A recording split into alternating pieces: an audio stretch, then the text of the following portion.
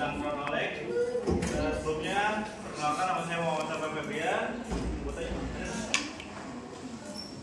Nah, ini ada anggotanya, ada Haris Rifai, Radit Yudhistira, Sofiani Kasana, Diana Mustiara, Rasma Aulia, Sefira Dwi Natasha, dan Siti Kamila.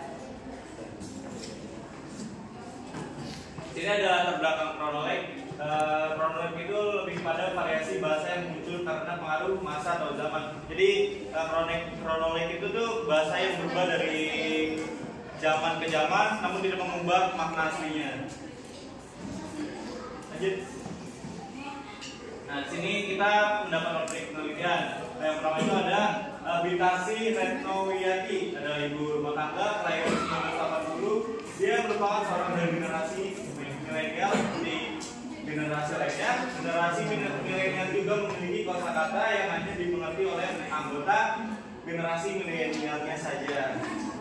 Terus yang kedua ada objek penelitian kedua itu ada Muhammad Reksa Priagung, umur 21 tahun. Nah, dia itu merupakan seorang generasi Z yang cukup mudah berbaur dengan perkembangan zaman.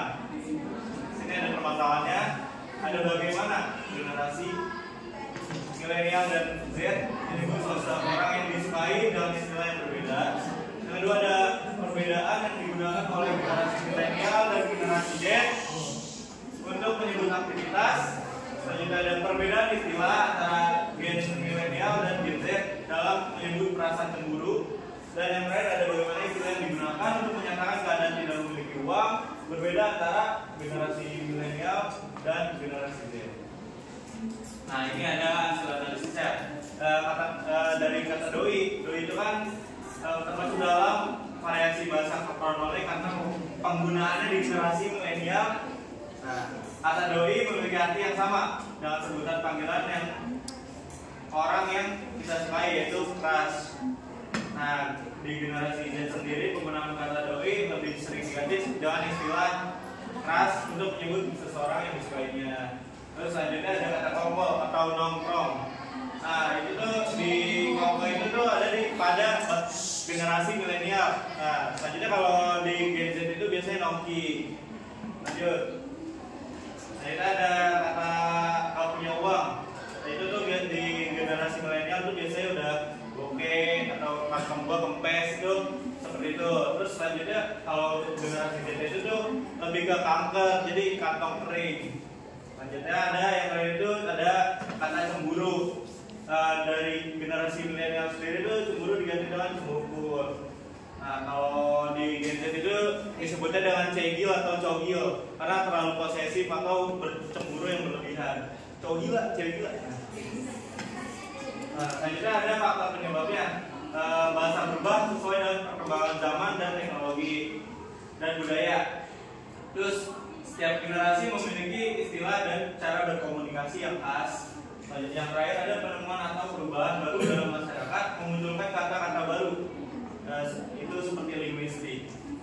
Nah, ini ada kesimpulannya, setiap generasi memiliki ciri khas kata yang berbeda pada generasi berikutnya. Selain itu, faktor dan perkembangan zaman dan teknologi sangat berpengaruh besar pada bahasa dan kata yang digunakan sehari-hari. Namun, faktor dari penutur seperti dari beberapa tokoh atau satu figur yang terkenal lebih cepat mempengaruhi perkembangan kata-kata dari setiap zaman. Terima kasih. Sini ada link itu deh, boleh. Nggak bisa dibuka.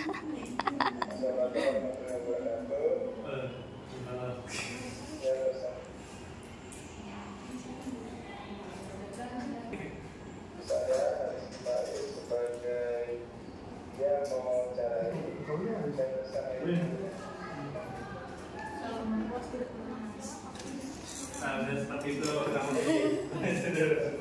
seperti itu.